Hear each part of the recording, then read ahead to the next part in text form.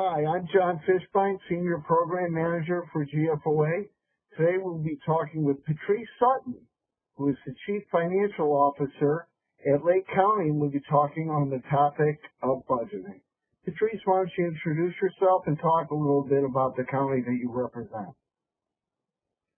I am the Chief Financial Officer for Lake County. I've been here at the county in various roles since 2010.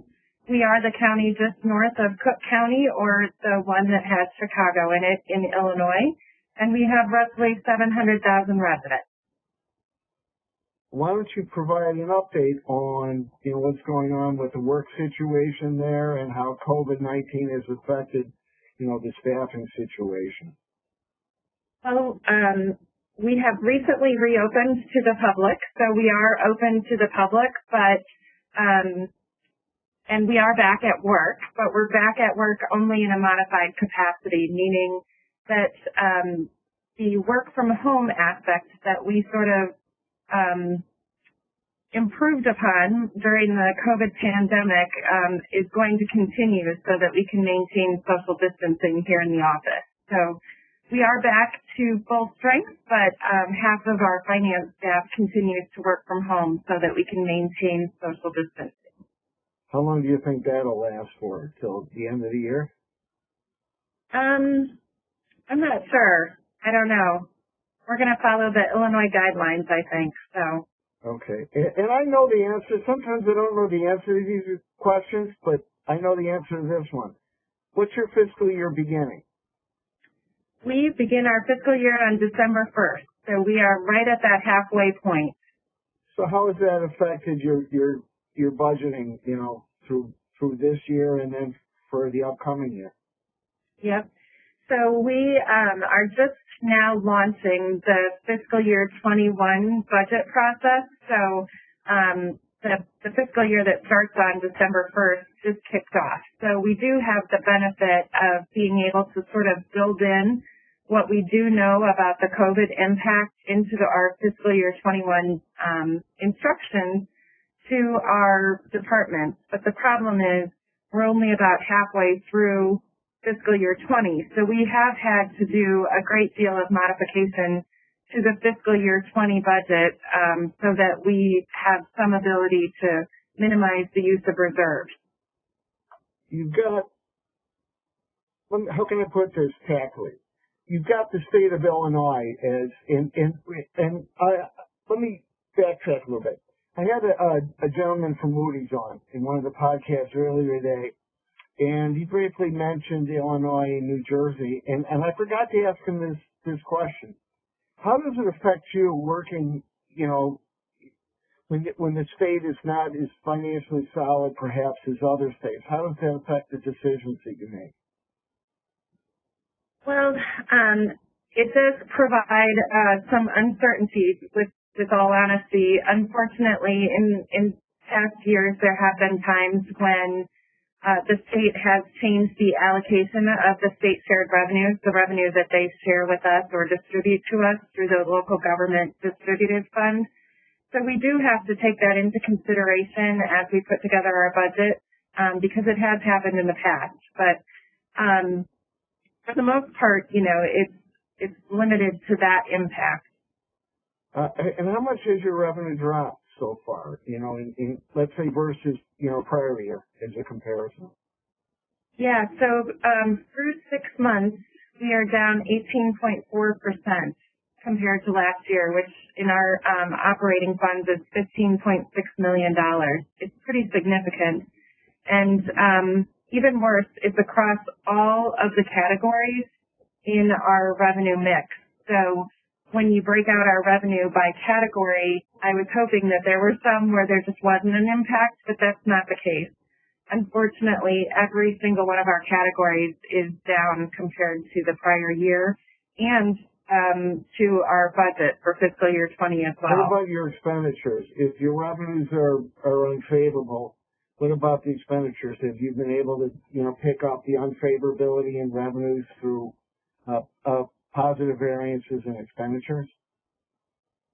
Yeah, we were fortunate in that the first several months actually did come in under budget, so that was very positive. Also, our departments have really stepped up in tremendous fashion. We have taken 2 different budget actions to the Lake County Board. The first was a $9 million reduction to operations, and just today the Lake County Board approved another $8.5 million in operating reduction. So our departments have actually acknowledged the fact that their operations have changed. We have a vacancy freeze, so departments are keeping open any vacant positions that they have unless they are directly COVID related. So we're sort of compiling all of those savings and taking those to the board every single month, trying to make sure that we're keeping up with that impact on the revenue side. So it sounds to me like, are you favorable to budget, netting revenues and expenditures, or are you still unfavorable? We are still unfavorable. We rely very heavily, about 33% of our budget is property tax. So we just recently passed a resolution that allows our homeowners and our property taxpayers to pay over 4 installments instead of 2. So while our budget assumes that the entire payment would be made by now, that has now been spread out, and we won't be getting some of that revenue until August, and then the September allotment will be spread out, and a portion of that will be paid in November as well. So we're still trying to assess the impact of that change, but that's really what got us into the lesser. It sounds more like a cash flow rather than a cash correct. flow. It is. We're hoping that, we'll still get that high percentage of property tax. What's your fund balance policy?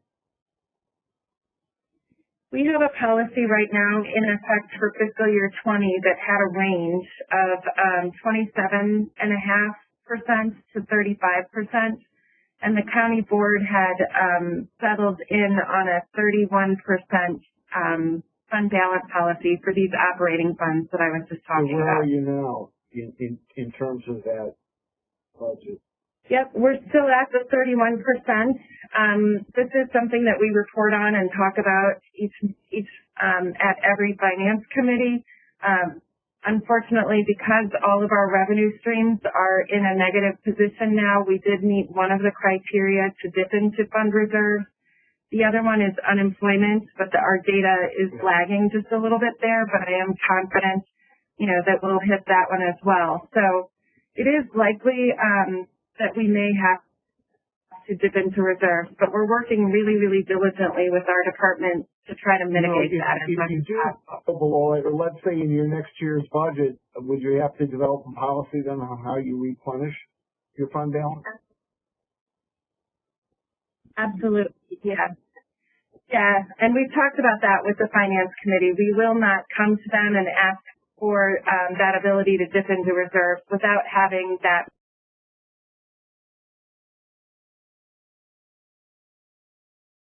mitigation strategy or that replenishment strategy of how we're going to get back up to the minimum balance. It's more of a political question. When you know that you're becoming unfavorable or you're going to have further cuts in revenue, do you ever feel that it's better just go before the board and just do one large sweeping cut, or come before the board every month or every 6 weeks and just do, incremental cuts? How do you kind of decide, the politics of that? We are having a tremendous difficulty actually coming up with the operational cuts. There are 2 limitations on the personnel strategies that we can utilize because we are more than 50% union, and obviously a lot of our personnel strategies would have to be bargained. So in order to come up with equitable solutions, it's very, very difficult.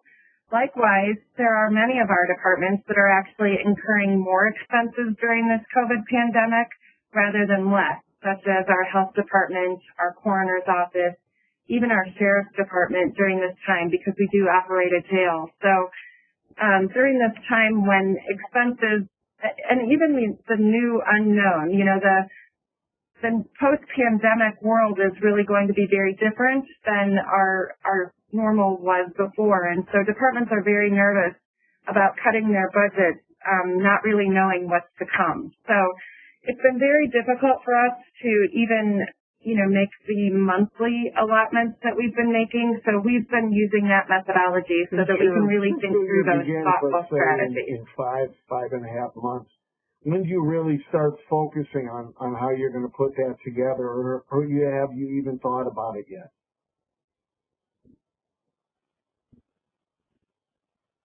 Yep. So the departments are in the process right now of putting together their submissions. We have given them some guidance that is a very, very significant cutback from the current year's approved budget.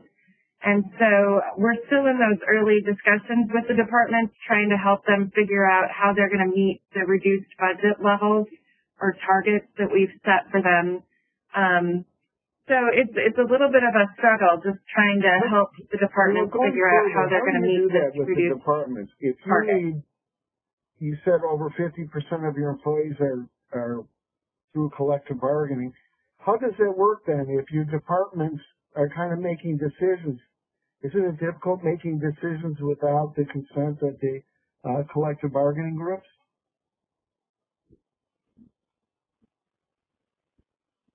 Yeah, so we are actually trying to think through that right now. We've put together a budget impact task force, and it's made up of all of the department heads as well as independently elected officials that run departments as well. And we're just really trying to come up with strategies that are fair to our non-union employees as well as the union employees. And that's a difficult task. But unfortunately, in these operating funds, about 67% of our budget is personnel. So we are having to focus in on that. We are looking at capital as well. Obviously, capital deferrals or capital project deferrals are another option that we likely are having to tap into as well. But we're really focusing on those discretionary services that departments conduct right now and whether or not we're going to be able to continue those, as well as the personnel strategies that would help us both immediately and into the future, because we are expecting that the impact of this pandemic will actually linger on at least 1 year and probably more.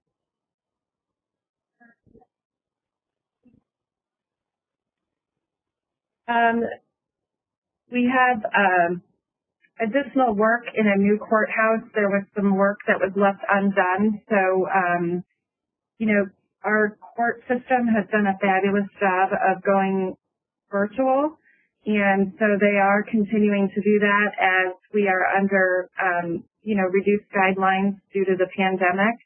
And so because they have so effectively gone digital, we are able to defer some of the capital projects that were dedicated to our court system. Virtual, that some of the capital you may never have to do?